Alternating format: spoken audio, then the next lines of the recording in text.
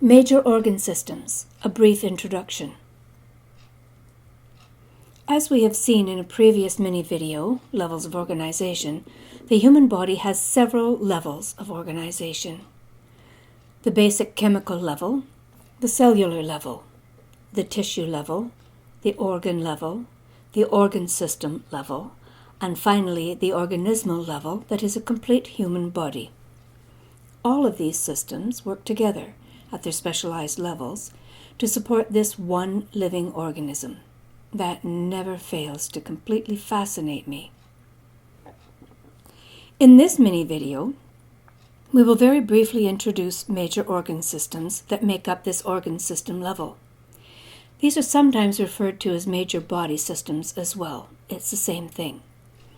This group of organs works closely together to support the health and survival of the human body.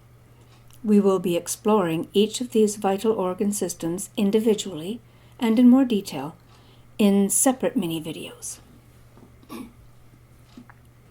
Starting with the integumentary system that you see here, you can see that the hair, skin, and nails make up this system. The integumentary system forms the external body covering and protects deeper tissues from injury. It synthesizes vitamin D and also houses receptors that pick up pain and pressure, etc., as well as sweat and oil glands. The integumentary system. Moving on now to the skeletal system, seen here, which includes bones and joints. The skeletal system protects and supports body organs and provides a framework the muscles use to cause movement. In addition to that, blood cells are formed within bones, and the bones also store minerals. The skeletal system. The muscular system is composed of skeletal muscles, and this system allows manipulation of the environment, locomotion, and facial expression. It also maintains posture and produces heat. The muscular system. The nervous system, seen here, includes the brain, the spinal cord, and nerves. The nervous system is a fast-acting control system of the body. It responds to both internal and external changes by activating appropriate muscles and glands. The nervous system. Next we see the endocrine system, including all the glands that you see pictured here. Such glands secrete hormones that regulate processes such as growth, reproduction, and the nutrient use by body cells, also known as metabolism. The endocrine system. Moving on now to the cardiovascular system, you see that it includes the heart and the blood vessels. Blood vessels include the arteries shown here in red and the veins depicted in blue. Blood vessels transport blood, which carries oxygen, carbon dioxide, nutrients, and wastes, etc. The heart, of course, is the pump that forces the blood through this system. Cardiovascular system. Here we see the lymphatic system and immunity. These two systems are often paired together, and for the purposes of our course, we will see them as one. In this photograph, you see the lymphatic vessels and lymph nodes depicted in green. You also see red bone marrow, the thymus, the thoracic duct, and the spleen. The lymphatic system picks up fluid leaked from blood vessels and returns it to the blood. It disposes of debris or waste in the lymphatic stream. It houses white blood cells, also called lymphocytes, involved in immunity, and that's where the two work so closely together.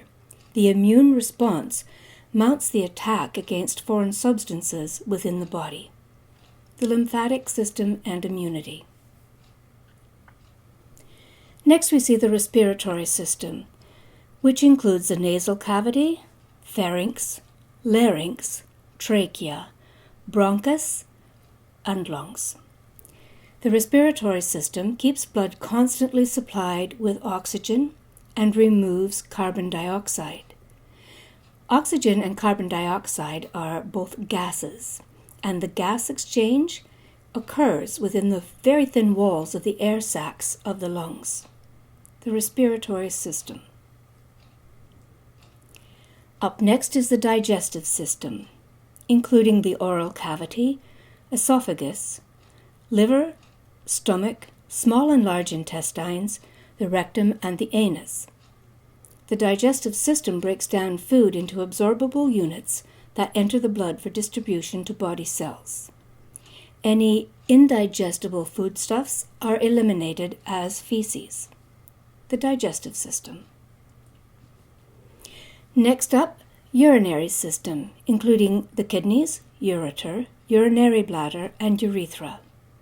The urinary system eliminates waste from the body, regulates water, electrolyte, and acid-base balance of the blood. The urinary system. Male and female reproductive systems. Starting with the male reproductive system, we see that it includes the prostate gland, ductus deferens, penis, testes, and scrotum. The testes produce sperm and male sex hormones, and the male duct and glands aid in the delivery of sperm to the female reproductive tract. Turning now to the female reproductive system, we see the mammary glands located in the breasts, the ovary, uterine tube, uterus, and vagina. The ovaries produce eggs and female sex hormones.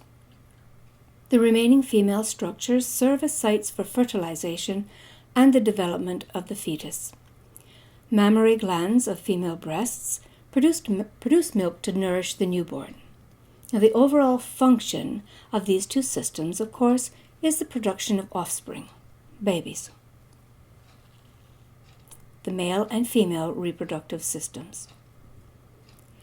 This concludes the mini video on major body systems, a brief introduction.